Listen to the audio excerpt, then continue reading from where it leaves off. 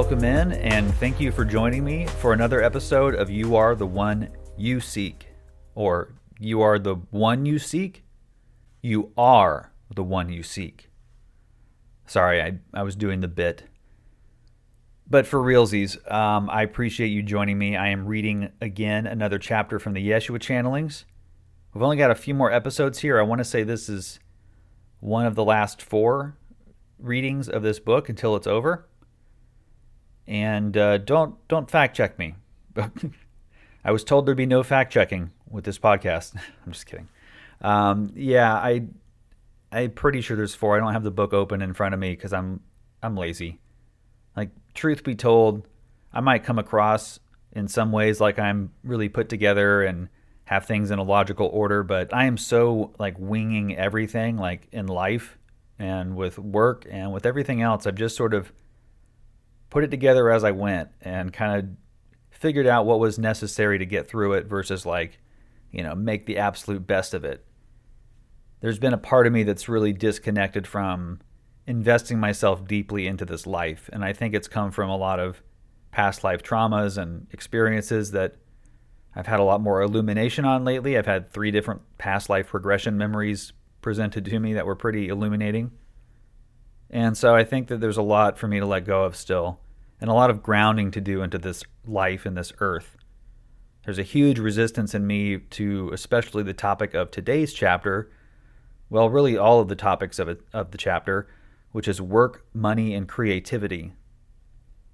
And Jeshua goes into really good detail again about some of the hangups we have surrounding this topic. And for me, it's always been guilt of abundance. I haven't ever been in a position where I could just buy anything I wanted to whenever I wanted to, but I've never had this real issue of lack crop up for more than short periods of time. There's only been maybe 3 or 4 years out of my entire life where, maybe 5, where things were really tight and there wasn't really any leeway. But the rest of my life has been pretty smooth sailing without me doing, some crazy amount of effort. I've always worked my entire working adult life that I've not been in school, but I've never had, prestigious jobs that paid really well. And I took that personally. Insert Michael Jordan meme. I clearly had issues tied to how I'm viewed in society based on my work. And so, I've always had these low end kind of jobs like packaging coffee in a warehouse for a really nice roaster. And I was trying to work my way up and become an actual roast master. And they didn't see the potential there, I guess. And I was 23 or something, and I didn't know what I wanted either. But, I worked at a music store.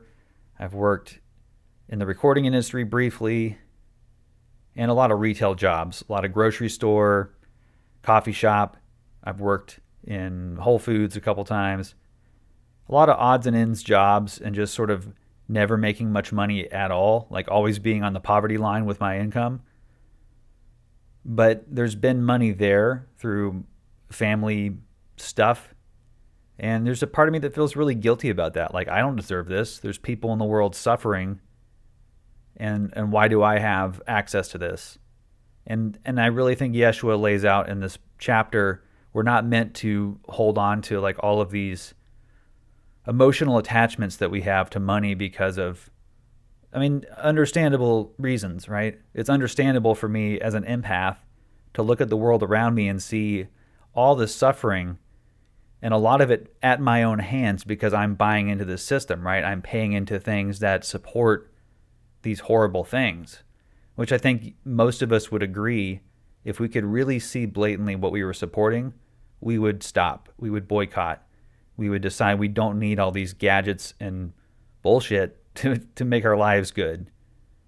And that's part of the future that I think is coming, but Yeshua is clearly not telling us in this chapter, at least to me, to abandon money, to become, to sell, to give away all your things and follow him.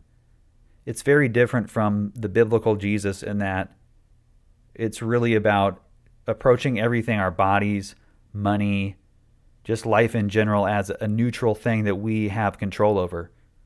Sure, we came here with plans, and we might plan to experience major lack. Maybe your life again was meant to be struggling and suffering without money and with a feeling of extreme separation, so that again, when you are connected back with home, you feel even more gratitude and appreciation for what that is. Because now you've had this direct experience of being completely in the dark, in lack, and in fear. So again, nothing is wasted. None of these lives that I used to think were just being meaninglessly tossed in the garbage, that's not really what's happening. There's a meaning and a purpose for every single experience that we have as human beings.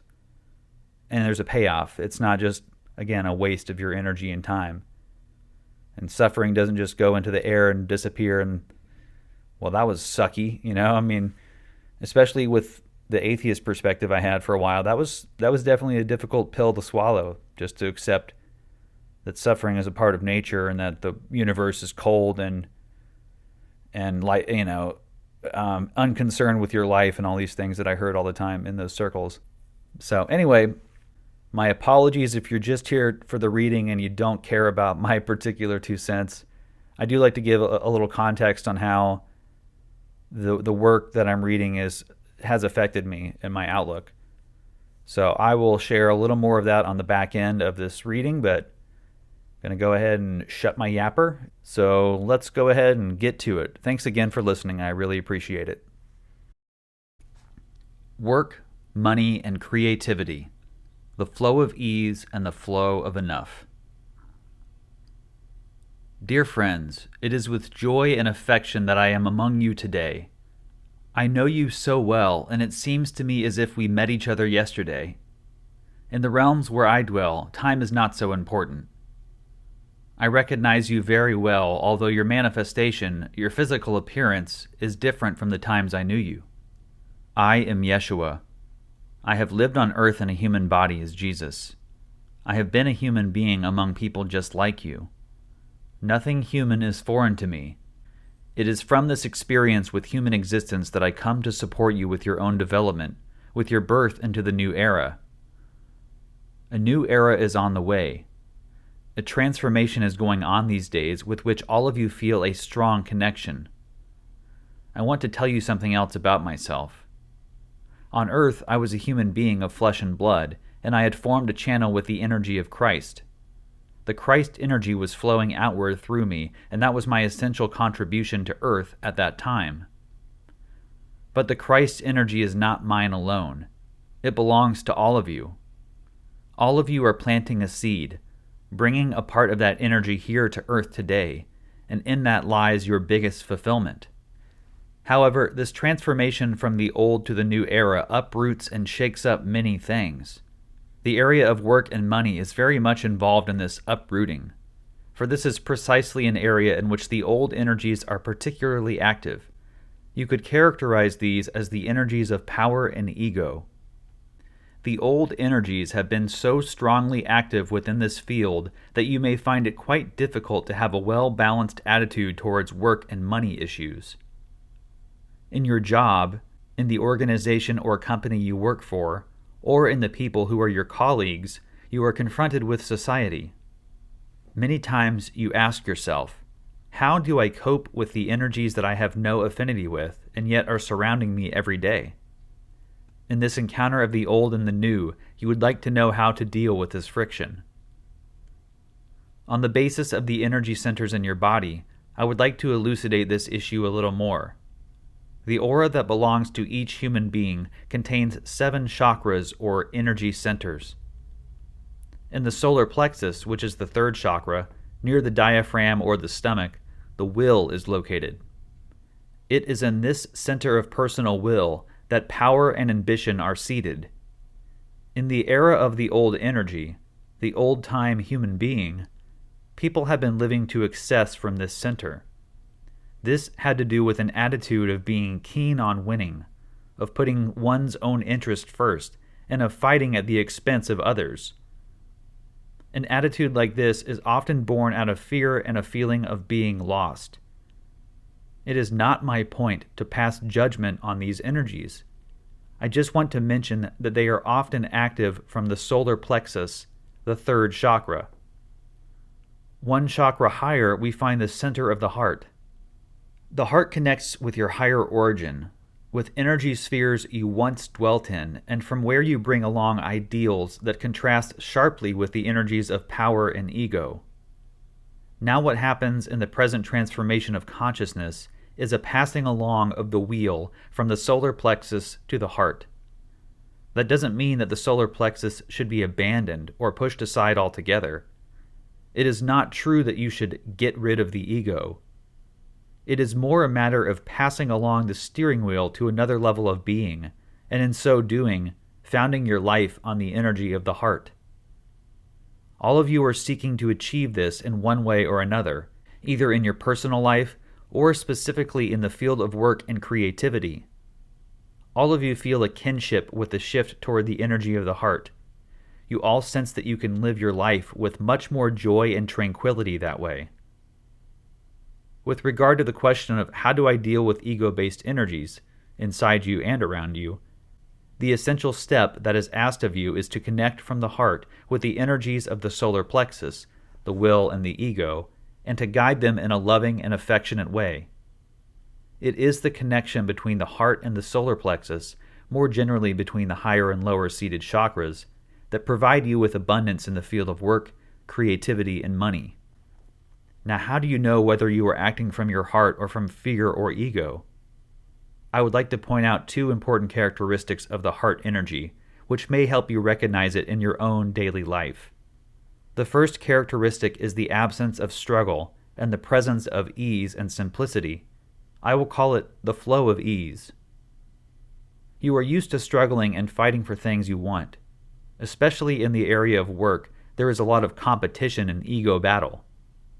Often you have to act like someone you are not to get recognition and validation. This opposes the longing of your heart.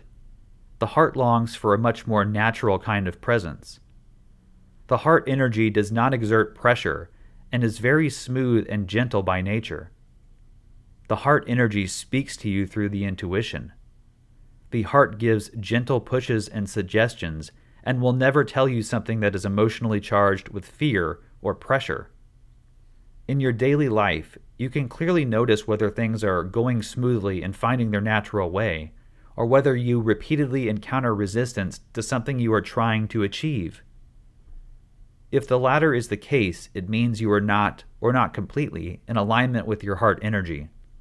The secret of the heart energy is that it performs miracles not with force, but with ease and tenderness.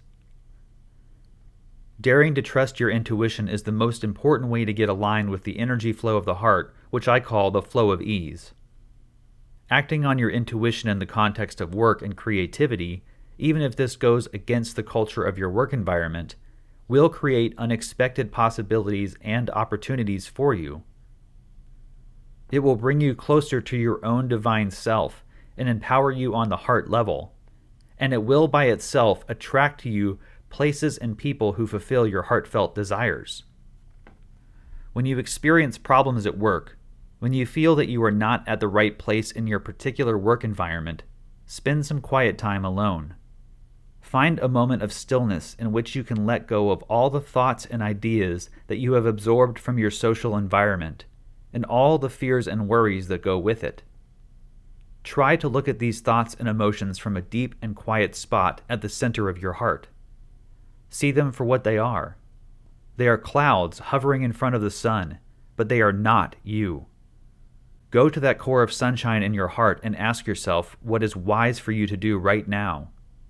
Connect to your ancient and wise heart, the source of your highest creativity, and ask your intuition to tell you what is the right thing to do at this moment. Do not try to base your actions on outside opinions, on social standards of behavior that, especially in the field of work, can be overwhelming. The social or collective consciousness in this area is strongly based on fear. Fear of losing your job, fear of social failure, and fear of poverty. All these fears may overshadow your intuition, and yet there is an inner voice that tells you what to do right now. The key is to dare to listen to this voice, and you will see it will come up with genuine answers. When you try to go to that inner core, self-doubt may block you and make you dismiss your heartfelt intuitions and inclinations as unrealistic and wrong. Self-doubt may prevent you from trusting the spiritual path that is laid out for you. By your spiritual path, I mean the path of experiences that brings you in touch with your highest creative source, the creative energies that want to flow outward through you. These energies are already present, but you can only recognize and manifest them in the outer world by listening to and trusting your own feelings. Your soul speaks to you through your feelings. There are no external warrants or securities. Trust is essential. To accept the direction where your feelings are taking you and to act upon your intuition is to open yourself up to the guidance of your heart and to truly make the shift from ego-based consciousness to heart-based consciousness. You have reached the end stage of the domination by the solar plexus. Your soul has entered this incarnation with the intention of releasing this way of being, and you are all highly motivated to express your creativity from the heart. I ask you to trust yourself at this stage and to continue on this path, for you are already bringing into this world a new energy which is of great value. This energy often affects changes without you knowing it. You do more good than you realize. You help birth the new era by trusting the flow of your heart and daring to follow the flow of ease. Therefore, have no doubts and continue on your path. The energy of the heart is much more quiet and gentle than the competitive and harsh energies that often rule the arena of work.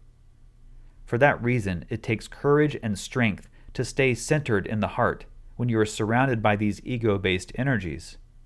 But I tell you this, following the flow of your heart will ultimately bring you to creative possibilities that are quite real and practical, and it will bring you abundance on the material level. It is an act of faith and courage to entrust yourself to this flow. I said that I would mention two important characteristics of the energy of the heart. I started with the flow of ease. I would now like to speak about the flow of abundance, which I will call the flow of enough. The energy of the heart is the source of true abundance in your life. Abundance has to do with all areas of your life reaching from the physical, material level to the emotional, social, and spiritual level. You are meant to enjoy yourself and to be nurtured on all these levels. At this point, I want to address the issue of material abundance in particular, as it is of extra relevance to lightworker souls. Lightworker souls and spiritually oriented, idealistic people in general tend to condemn money. Money is considered to be sinful by them, to be a lower energy. The reason for this condemnation is that they have come to associate money with power and wealth at the expense of others. Money has practically become synonymous with power. This association is one of the main reasons why the flow of material abundance has become blocked in many of you who read this. Also, lightworker souls who have a great spiritual zest associate money with the base and trivial things of life which need to be transcended. Here, many convictions are active which date back to past lives of austerity and abstinence from the material world. These lifetimes were often spent in solitude, aimed solely at spiritual liberation. The energies of these lifetimes still resonate throughout your energy field. It results in a kind of strictness that is narrowing you down. However, money is innocent. Money is a flow of energy that actually represents pure potentiality. Money offers opportunities. Money is potentiality, and there is nothing wrong with that. Nor is it the case that by receiving money you act at the expense of others. With money, you are able to create beautiful and good things for others. By receiving it joyfully, you expand the flow of abundance for both yourself and for others. The creative spiral also generates a receiving flow also, so that receiving and giving are balanced out. This is the way of the heart. Therefore, do not be afraid to receive money. It is sad to watch how you, when you truly share your highest gifts and talents with the world, still have reservations about asking and receiving from the world what you would want and need for yourself. Many old judgments prevent you from truly standing up for yourself and enjoying the receiving part. But the secret of the universe is balance. The universe knows that you need to be sustained on all levels to express your highest potential in this lifetime. There is nothing sinful about that. When you truly create from the heart, you will attract a receiving flow as well, and only by allowing it in will you keep the outward flow of creativity alive and vibrant. You may not be consciously aware of the fact that you are blocking the flow of money in your life, or that you have a tacit aversion to money. Take some time to examine your innermost thoughts and emotions about money, and you can easily see how they are blocking the flow of abundance in your life. Please realize that you are meant to enjoy life on earth. It is a natural thing to take joy in beautiful things that caress the senses or fill the heart with inspiration. This is your home, your dwelling place for quite some time, so please allow yourself to create your material surroundings as you wish them to be. Simply loving the earth and material reality alone will create a flow of abundance. The earth will listen to you, for she wants to provide you with everything you need, not just to grow and evolve as a spiritual being, but also to simply enjoy life as a human being. So please consider your attitude towards material abundance at the deepest level, and feel how the flow of abundance indeed offers you the possibility to help build a new earth, to realize your dreams on the densest plane of reality. This is not the time to withdraw yourself from society, to meditate by yourself on the top of a mountain. It is time for participation. It is time to let your energy flow into this world and freely receive all that comes back to you in return. Do not be afraid to receive abundance. Honoring your own input, receiving enough in exchange for your efforts, is part of being a well-balanced spiritual human being. I would like to say a little more about the word enough. I told you that the energy of the heart is characterized first by the flow of ease. When things succeed easily and all you need appears spontaneously on your path, it is a sign that you are going with the flow of your heart. The second energy flow I distinguished is the flow of enough. Enough means everything that I need right now to be a fulfilled human angel is available to me. To live in the flow of enough means that you feel satisfied with and thankful for what you have. You feel nurtured by what surrounds you on the material, emotional, mental, and spiritual level. That is abundance. That is having enough. Experiencing the flow of enough means that you enjoy what you have in the now. All of you know that to experience abundance is a subjective state of mind. It depends on the circumstances. The amount of material abundance that you have does not necessarily relate to the amount of pleasure you experience. Experiencing abundance is not about being rich. It is about experiencing riches in all that surrounds you. You have to discover for yourself the kind of material abundance that satisfies and fulfills you. For some people, this could mean living on their own in a secluded hut where they can enjoy nature to the full. For others, it implies a luxurious place in town where they enjoy the hustle and bustle of the city. There is no judgment on this from our side, from God or from Spirit. You need to find out what enough means for you. The key is to find the flow that makes you happy, that gives you the feeling that you are living life to the fullest. That is the flow of enough.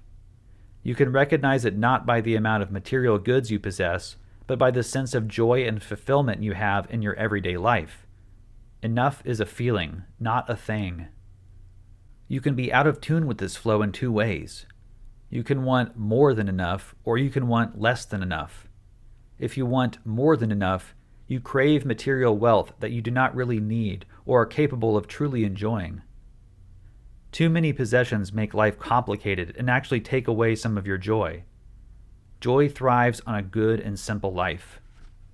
When you seek to have more than enough, you often do it to feel a safeguard for the future. You can get addicted to the feeling of having money just for the security of it, but that is not to experience abundance in the now. It is to experience lack in the midst of material wealth. To really be in the flow of enough, you need to let go of fear and dare to enjoy yourself with what there is. This very enjoyment will attract more of the same into your life. It will maintain the flow of enough. If you start thinking that you need more material security, however, you go into fear, whereas what you need is more trust and less fear. If you settle for less than enough, you are also stuck in fear, but here it is the fear of truly opening yourself up to the world, expressing yourself, and receiving back from it as well. You are afraid to live life to the fullest. You might think you are not worthy of it, not capable of it, or that it is sinful to be all that you are and to receive full recognition for that. What you need is to feel your natural beauty and innocence. You are meant to express yourself and to be loved for who you are. The world becomes a more beautiful and radiant place if you share the gift of your soul with it, and it wants to bless you with enough in return. The universe is geared to abundance, and you can be part of that flow if you open up to your real nature, which is pure and unconditional love. Enough is the natural state of being. You are all here to experience enough. The flow of enough is available to all of you. It is quite meaningless to settle for less. It is not true that you will improve yourself spiritually by abstinence or self-imposed poverty. More likely, you will develop feelings of bitterness or hostility because of it. Please do not try to seek some kind of spiritual justification for your lack of abundance. You are all here to enjoy life to the fullest, to let your creative energy flow into the world and to receive joy, satisfaction, and material abundance in return. Creating the flow of enough. When you feel yourself to be out of the flow of enough, take a look at your present living circumstances and interpret this as an energy message to yourself. This is how I create reality now. Do not judge yourself or anyone else for it, just take note of it. Then feel the energy of your present environment, whether it is your house, your social life, or your work, and compare this with what you truly long for in your heart. Take some time to really feel what you want.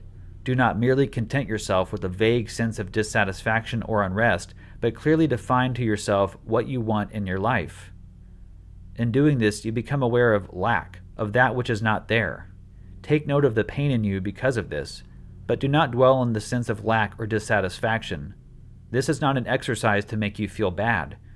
Rather, focus on the longings you have and realize deeply that this is what your soul wants for you. Be convinced that these longings point in the direction of what your soul has planned to do in this lifetime. You will be supported by the universe to make it come true.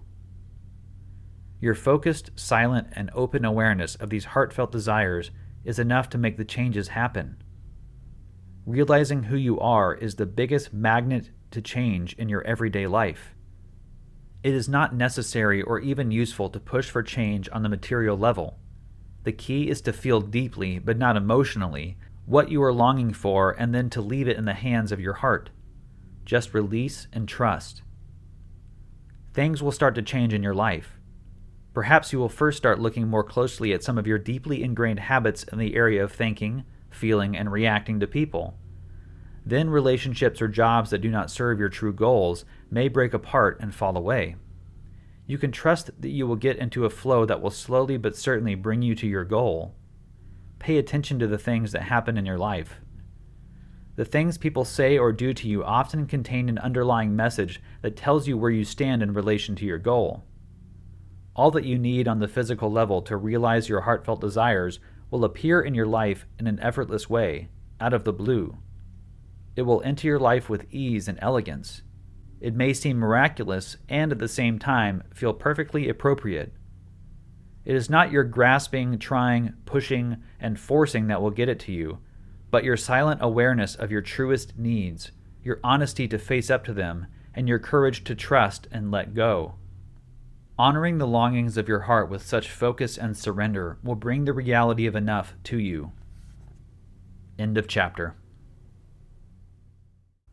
All right, thank you again so much for listening to another reading of the Jeshua channelings. We're getting pretty close to the end here. There's only a couple chapters left. We have Illness and Health is the next one. Then The Gatekeepers. Then The Children of the New Era. And then I'm going to read the really, really short chapter that I skipped over called The Power of Your Consciousness. It's only a couple pages, so that'll be really quick. But then I also wanted to read the biography of Pamela and her notes on channeling, which I think is really helpful and really kind of illuminating on the process a little bit.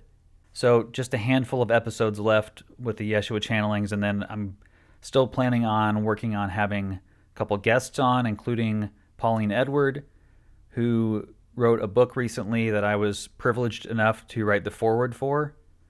Honored and gobsmacked would also be appropriate adjectives for how I felt about being asked to write a foreword. And yeah, her book is just really good, congruent vibes with the Jeshua channelings and a lot of these newer teachings kind of about our future and our ascending and our moving into the age of Aquarius, where we will have direct access to knowledge and will no longer need teachers, guides, billionaires, superstars, heroes. We won't need anyone to look up to because we will be looking inside and seeing that same light and capacity and capability and value and awe within ourselves. And that's really what this is all about, is just rediscovering our own light in a really long, drawn out, and strange way, because we can do it. It doesn't have to be any more profound than because we decided we wanted to do something different and experience the gamut of everything between complete lack and isolation and separation to complete unification and fulfillment and ecstatic joy and creativity. So just know that we're all heading to the same place. We're all going, back home eventually, which we again left because we were just a little bit bored. Only having perfection actually gets kind of old after a while, I guess. So we needed something different to mix it up, which sounds insane to our human minds. Like, we're so acquainted with suffering here and identify so much with lack and struggles with money and our jobs and, making art or whatever kind of creative outlet we have, that we can't conceive of why we would ever want to leave perfection, because that sounds so good right now. But, it's the grass is always green on the other side vibes on a cosmic scale. But I think there's an integration that happens when we're done with all of these really difficult, dense physical experiences that makes our merging back with Source that much more rich and expansive and creative.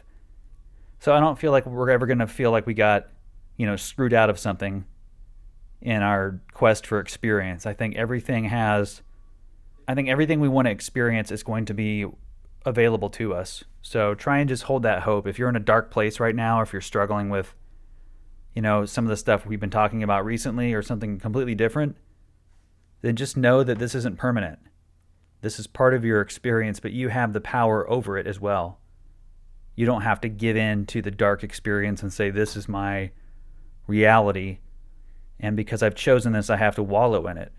Maybe you were just meant to get a taste of it and to move out of it because you needed a little perspective on the blessings, the good things, the high vibration stuff that's in your life.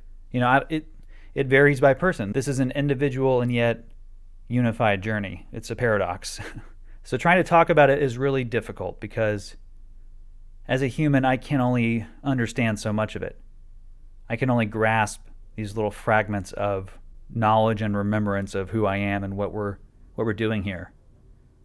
But that's really come through the volume of NDEs that are out there and the volume of channelings that have a consistent, congruent message of love, unity, and infinite expansion, and not in the way that we see expansion happen on our world where it destroys and consumes, but expansion that is just creating more beauty. So, yeah, I'm trying to be less cynical in general these days, less down and I'm trying not to focus so much on everything that's falling apart, because there is so much that I could be drawing my attention to and just freaking out about. And in the past, I would have been totally freaking out with what's happening in the world right now, but there's this weird calm that's been coming over me in the last, year. And there's moments, of course, of waning and desperation and backsliding, if you will. That's an old term I don't like. Into, fear and isolation and depression. But in general, there's been such a lift in my ability to feel secure about what's going to happen no matter what happens to this body. And letting go of the identity and ego of David and just saying, you know what? I chose this. This is a beautiful experience. I can embrace it on a deep level, but I can also distance myself from it and say, this is not representative of who I am as a spirit. This is a small sliver of experience for me to have in this particular form with the particular parents I had and the lessons on just the education I had growing up to make me who I am. We all are funneled through this very unique experience. And so many things, so many factors in the world kind of shape our personality and who we are here. So like to identify with who we are here with who we are in spirit or even as a soul is kind of I think a mistake. I don't know for sure, but I feel like it's not very representative of all that we're capable of and all that we've experienced and all that we really know. You hear when people have near-death experiences that they quite often, when they kind of go deep into the experience, when they ask any question, it's answered before they can even finish the question.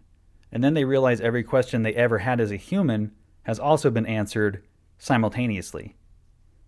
So there's a knowledge that we have in our higher form that doesn't require all this learning, forgetting, bad memory, all the trappings of being a human.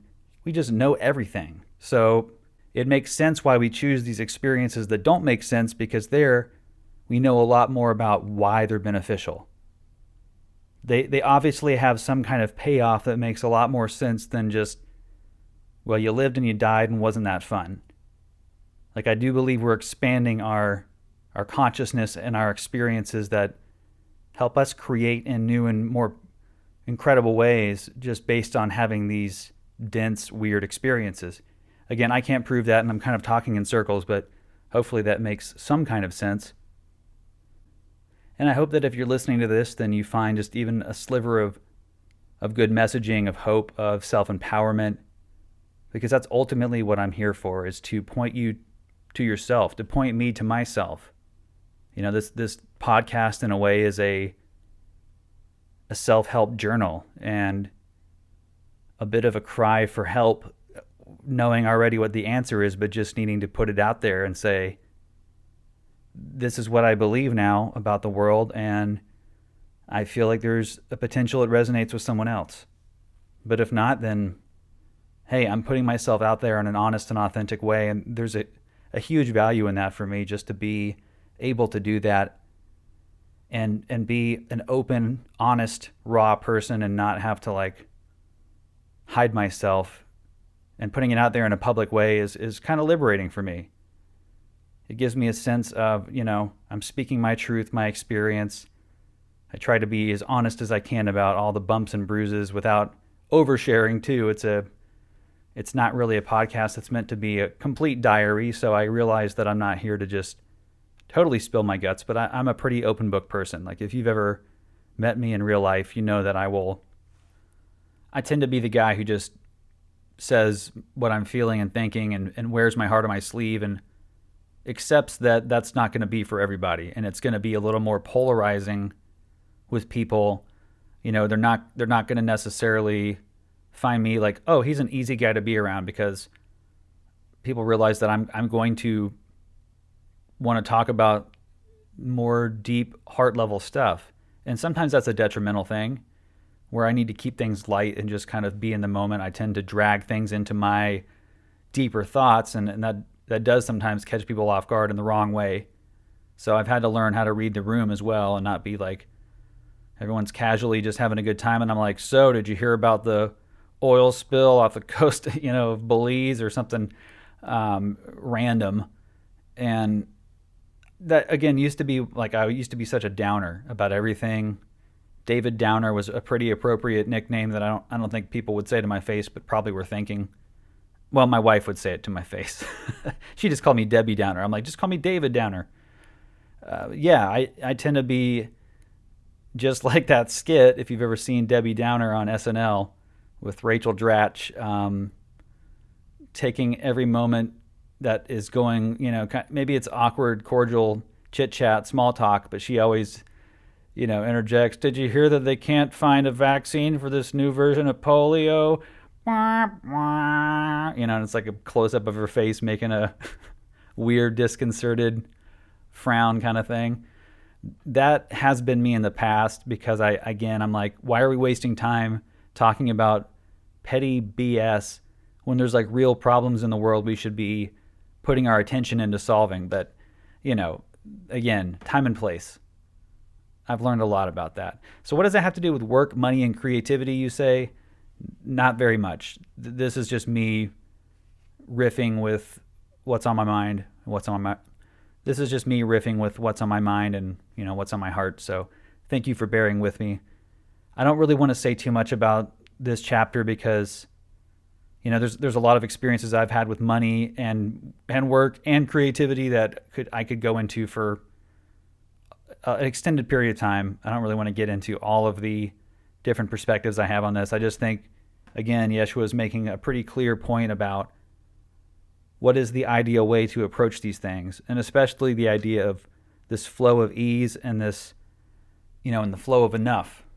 I love these concepts. It's just really hard to actually embody them, especially when you have decades of fears and issues to undo pertaining to, the consequence of failing your responsibilities. Like the idea of something happening to one of my children, and it's a situation where I could have done something different and they were greatly harmed or killed or something.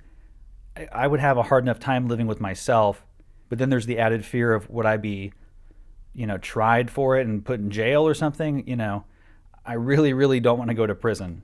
I'll put it that way. There's a big part of me that is terrified of being falsely accused of something and ending up in prison. And it's hard for me to let go of that stuff. And I have a lot more these days, but there's still those lingering, ingrained patterns of, you got to fall in line, you got to act accordingly, you got to make sure you do everything by the book. And it's really hard to be expansive and creative when you feel all these restrictions. So it's followed me around that I've never had jobs that really spoke to who I was because I didn't believe I deserved that. I didn't have the self-worth in my heart to, attract jobs that really wanted to put back into me. So that's something that I'm trying to manifest now for my future. And it's a little scary again because I haven't had any personal income for a year. And my wife's been the one working, and it's been an unusual situation, but she's been amazingly gracious throughout the whole thing. She probably would have not been in a good place to deal with it in the past where we were in a much more contentious situation at various parts of our relationship, but we've gotten into this place with our relationship too, where we're kind of in this flow of ease and the flow of enough and trusting that our needs will be provided for because they have been our entire lives. We've been very fortunate in that way. Even when we believed we didn't deserve it, it somehow has come along. And part of that, we've been responsible and saved and all that kind of stuff. But I there's a part of me that still is like, why does that happen for me and not for all these millions of others suffering in the world who don't have a fraction of what I have? But again, I'm trusting that this is all part of every soul's unique journey, that no one is making all these grave missteps that are going to lead to failure, that we're all pointing in the right direction. We're just going at different paces, we're going into different experiences, but even if you are in lack in this life, financially or otherwise, you can still within that find the resonant love of who you are within yourself. You don't need money for that. And that's not a cop-out, to solve real issues in the world, but that's something we're all ultimately responsible for as our own light. We can't wait for someone or something to save us. We have to be that for ourselves. So that's really the main message that I would want to spread with this podcast. I know that I make it about 50 different things, but that's the main one, that you are the one you seek. You are enough within yourself. You have the Holy Spirit of your Creator within you because that is equally who you are. It's really hard to grab onto that because we really have a hard time seeing ourselves as worthy because of all the mistakes that we make in this life or all the weird things we do as humans. But again, this is not really who we are. This is just a mask we've put on and we're acting certain roles out for whatever reason. We'll find out soon enough, but just trust that you came here for a reason, to be who you are for a reason, and not to escape or run away or to hate this life and this experience. Anyway, that's enough of my sermonizing for the day. You can email me at youhavethekeys639@gmail.com. You can find me on Instagram at youaretheoneyouseek. And as always, I hope that you go in love and light. Be safe, be well, and namaste.